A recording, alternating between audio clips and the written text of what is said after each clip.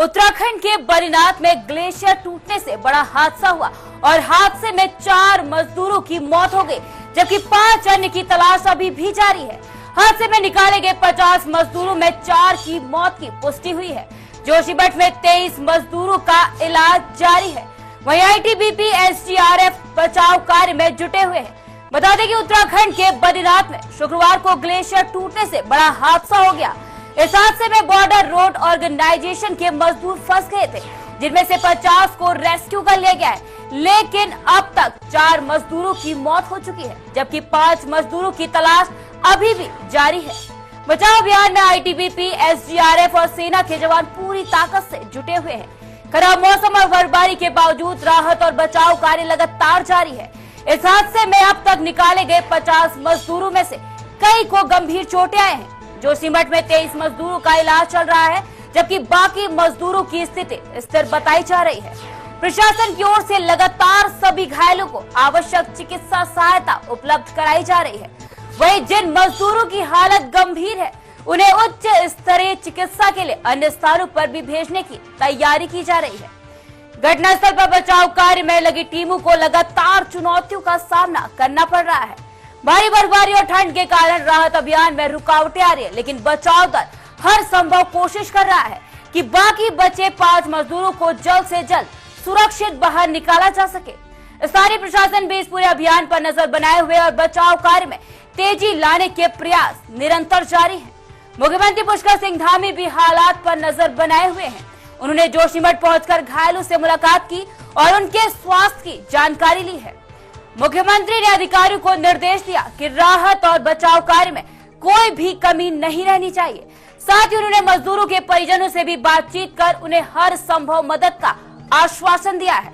बता दें कि मौसम विभाग के अनुसार अगले कुछ घंटों में और अधिक बर्फबारी की संभावना है, जिससे बचाव कार्य में दिक्कतें आ सकती है। प्रशासन ने सभी एजेंसियों को हाई अलर्ट पर रखा है और हालात से निपटने के लिए पूरी तैयारी हो रही है। सरकार और स्थानीय प्रशासन इस आपदा से निपटने के लिए हर संभव प्रयास कर रहे हैं, ताकि बाकी बचे सभी मजदूरों को सुरक्षित निकाला जा सके और पीड़ितों के परिवारों को हर संभव सहायता भी दी जा सके।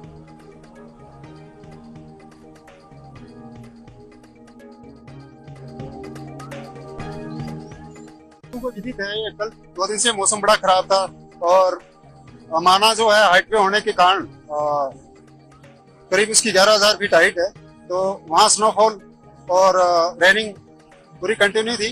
एंड उसमें जो बिहारों के लेबर थे वो कुछ नीचे रेस्ट कर रहे थे या काम कर रहे थे और सडनली फिर वो अवलांच आया और ग्लेशियर टूटा और उसमें वे बंदे दब गए। तो इमीडिएटली आईटीबीपी की रेस्क्यू टीम ने और एनडीआरएफ की, एसडीआरएफ की टीम ने, इंडियन आर्मी की टीम और जो खासकर जो आईटीबीपी की वहाँ माना पोस्ट में वहाँ से बंदे निकले और उन्होंने रेस्क्यू किया। सेना हेलीपैड में मौजूद हूँ, जहाँ पे लगातार जो है आईटीबीपी के हिमवीर और सेना के जवान लगातार रेस्क्यू कर रहे हैं। जहाँ तक मैं बात करूँ, ये हेलीपैड पे लगातार जो है माना घसकोली जहाँ से ये लॉन्च आया था, वहाँ पे लगातार से जो है वहाँ के लोगों को, घायलों को लाया जा रहा है। इससे पहले सीएम देहरादून से पहुंचे थे। देहरादून से पहुंचने के बाद उन्होंने यहाँ पे कुशल क्षेम पहुंची है। सेना हॉस्पिटल में जाकर के सीएम की यहाँ पे लगी हुई टाइट सिक्योरिटी है, अंदर जाने की कोई इजाजत नहीं है। और इसके अलावा एसडीआरएफ, एनडीआरएफ के जवान, जहाँ तक बात करें 47 लोगों को खोज गए, 5-8 लोग अभी भी मिसिंग है, जिनको ऑन फुट जुड़ रहे हैं। एनडीआरएफ के जवानों को वहाँ पे पहुंचा गया। आईटीबीपी हिमवीर जो है लगातार कल से वहाँ पे रेस्क्यू में जुटा हुआ। आज भी मौसम खराब है, इसके बावजूद जो है सीएम उत्तराखंड में जो है हवाई सर्वेक्षण करते तो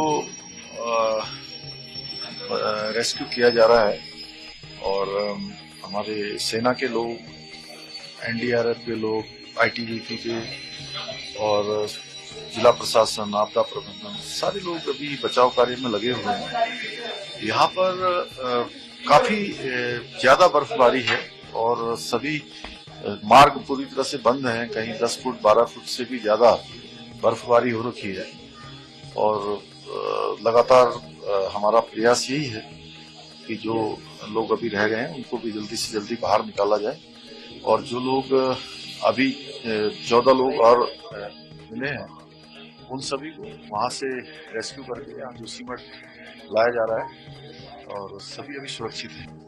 चलिए, इसी खबर पर अधिक जानकारी के लिए हमारे साथ देहरादून से हमारे ब्यूरो चीफ शाहीन चौधरी जी जुड़ गए।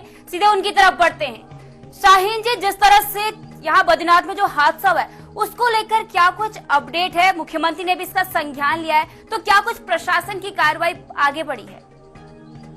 देखिए, जिस तरह से माणा में ये भूस्खलन के चलते हुए घटना हुई है, इसमें लगभग 55 मजदूर जो है दब गए थे जी। और आज मुख्यमंत्री पुष्कर सिंह धामी ने वहां पर बाढ़ी क्षेत्र का हवाई दौरा भी किया है और जो घायल हैं उनसे भी उन्होंने मुलाकात की है।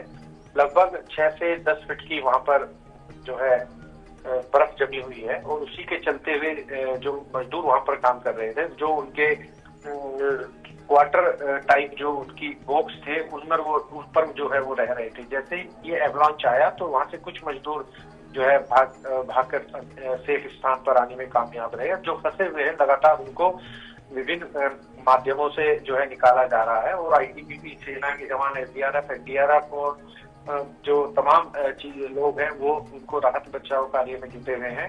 लगभग अभी तक 50 लोगों को जो है निकाला गया है और अभी ये खबर भी आ रही है कि उनमें से जो है 2-3 श्रमिकों की मृत्यु भी हो गई है जी। और अभी 5 श्रमिक ऐसे हैं जिनको अभी रेस्क्यू किया जाना है।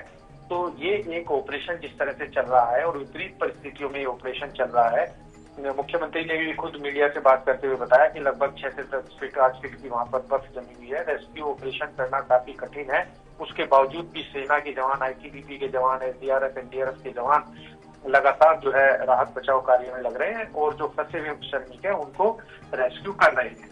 अभी आंकड़ा रेस्क्यू करने का 50 तक पहुंच गया है। 5 श्रमिक ऐसे बचे हैं जिनको रेस्क्यू किया जाना बाकी है और जो अभी खबर आई है, जैसे मैंने पहले बताया कि उसमें 4 श्रमिक की खबर भी आ रही है और लगातार सरकार इस पूरी मिशन पर नजर लगाई हुई है, इस रेस्क्यू पर नजर लगाए हुए। मुख्यमंत्री खुद जो है इसकी पल पल की जानकारी ले रहे हैं और उसी का ही नतीजा है कि 50 श्रमिकों को अभी तक रेस्क्यू किया जा चुका है। जी साहिन जी, अभी भी 5 जो मजदूर है उनकी तलाश जारी है, लेकिन मौसम विभाग ने अलर्ट जारी कर दिया कि कुछ घंटों बाद दोबारा से ऐसा हो सकता है कि बर्फबारी दोबारा से हो सकती है। तो क्या प्रशासन को और अधिक तेज करना होगा अपना रेस्क्यू ऑपरेशन, ताकि जो 5 मजदूरों की तलाश जारी है अभी भी उनको रेस्क्यू जल्द से जल्द किया जा सके?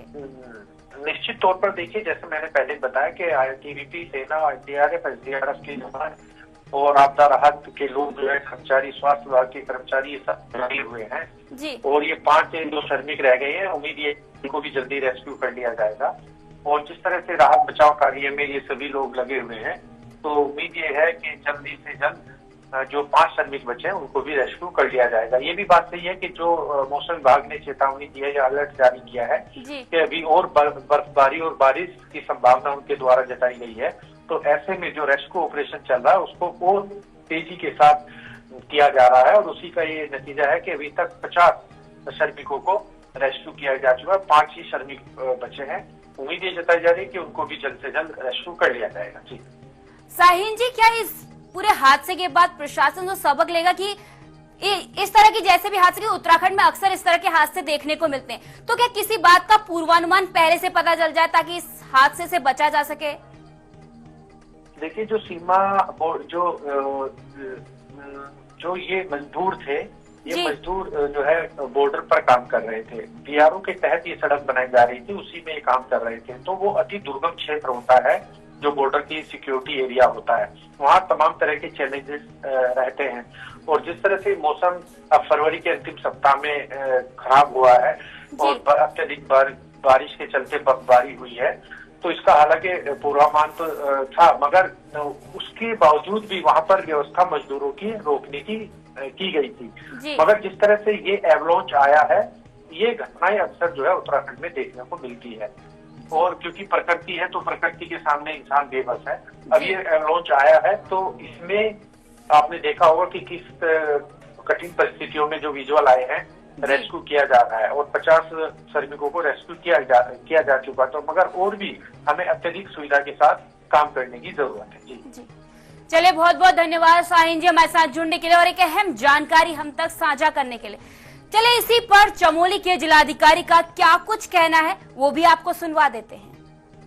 कल रेस्क्यू ऑपरेशन वहाँ आईटीबीपी, आर्मी और बीआरओ की ज्वाइंट टीम ने किया था। उसमें 33 लोग हमें मिल गए थे सकुशल 55 में से, और 3 जो क्रिटिकली इंजर्ड थे आईटीबीपी माणा हॉस्पिटल में इलाज चल रहा था। तो आज आर्मी हॉस्पिटल हेली के माध्यम से उनको जोशीमठ लाया गया है और अब उनका उपचार जोशीमठ आर्मी हॉस्पिटल में चल रहा है। अभी तीनों की कंडीशन स्टेबल बताई जा रही है और फिलहाल एनडीआरएफ की टीम भी यहाँ उपलब्ध है हमारे पास। 28 लोग हैं एनडीआरएफ के और कुछ टीमें हमारी गोविंद घाट और हनुमान चट्टी के पास हैं।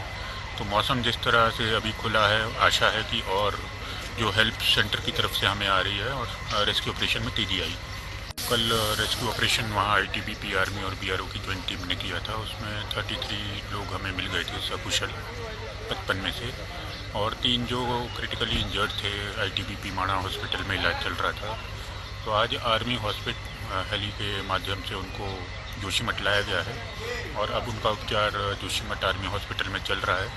अभी तीनों की कंडीशन स्टेबल बताई जा रही है और फिलहाल एनडीआरएफ की टीम भी यहाँ उपलब्ध है हमारे पास। 28 लोग हैं एनडीआरएफ के और कुछ टीमें हमारी गोविंद घाट और हनुमान चट्टी के पास हैं।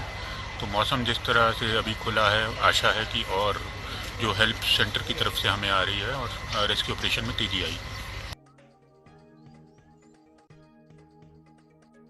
प्रशासन लगातार अपनी नजर बनाए हुए और रेस्क्यू ऑपरेशन भी जारी है। बता दें कि 55 मजदूरों के फंसने की खबर सामने आई थी, जिसके बाद 50 मजदूरों का रेस्क्यू कर लिया गया था, जिनमें से 4 मजदूरों की मौत की पुष्टि भी कर ली गई है और साथ ही 5 मजदूरों की तलाश अभी भी जारी है। आईटीबीपी और एसडीआरएफ के जवान रेस्क्यू ऑपरेशन में लगे हुए हैं और लगातार उन 5 मजदूरों की तलाश की जा रही है।